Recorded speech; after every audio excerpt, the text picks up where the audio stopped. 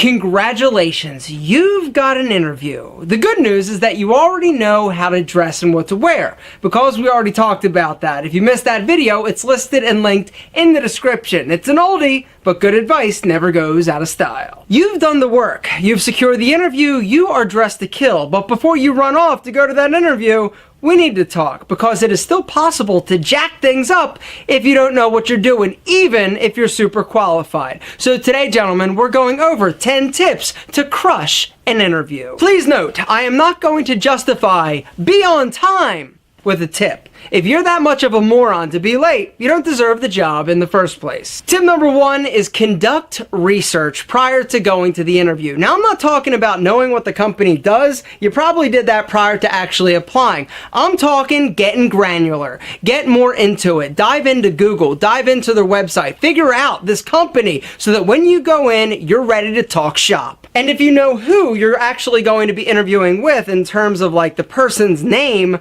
do research on them, which is tip number 2. All right, you're not always going to know, but a lot of times they're going to tell you you're going to be meeting with X. He is or she is, whatever. All right, do research on them. LinkedIn is a beautiful thing, and it's an amazing resource to get a lot of info on a lot of people. Have the information in the back of your head, all right? And if you can use any of it in the general flow of conversation, do it. But don't go in there being like, so, your husband Rick looks fantastic after the nose job, and Jack and Jimmy are 2 boys. My God! You will look like a super stalker, and this is counterproductive to actually getting a job. Tip number 3 is review the 150 most common interview questions.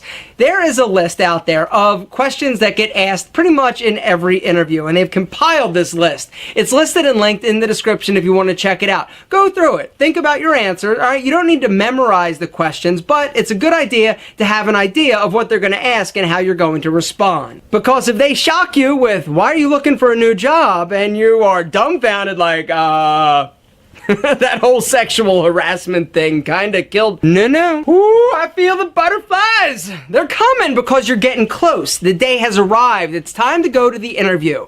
All right, tip number 4 is all about making friends. When you walk into the establishment, I need you to be super charming to everybody. The receptionist, anybody who's walking through that office, even other people, if they're there actually for the same job you are. You're talking, you're engaging, you're asking questions, you're smiling, you're being friendly, because you never know who you're talking to, and you never know if the receptionist has the ear of the person that's actually hiring you. All right, so you're in the room and the interview is underway. You need to make sure that you remember tip number 5, which is keep your answers short but concise. Not like 1 word or 2 words, but elaborate as much as you need to get your point across. Don't ramble, because rambling will lead you down areas that you don't need to go. Keep it concise, keep it consistent. Tip number 6 is all about utilizing body language in order to make a great impression. This involves eye contact, the way you sit, your posture, the way you stand, the way you walk into a room. Gentlemen, I have done a ton of videos talking about all of those things. They're also listed and linked in the description. Tip number 7 is also about preparation. I would recommend bringing some type of nice portfolio to keep your resume, business cards, and a notebook. And in this notebook or on this sheet of paper, you're going to have already written out some predetermined questions that you're going to be prepared to ask the interviewer, which is actually tip number 8.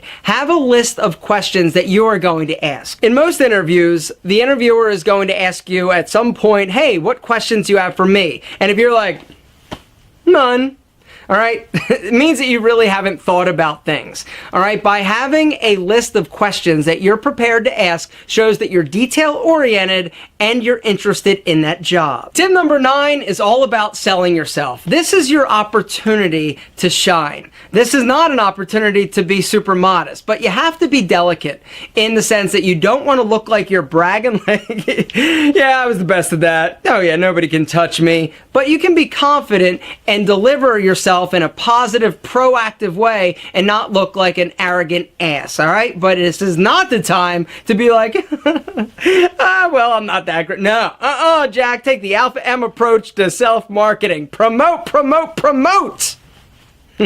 At least that's what I do. And tip number 10, before you walk out of that office, you let them know that you are the man for the job and that you're interested in the job, that you want the job. Let them know that you're excited and hope to be a part of what they have going on or that specific organization.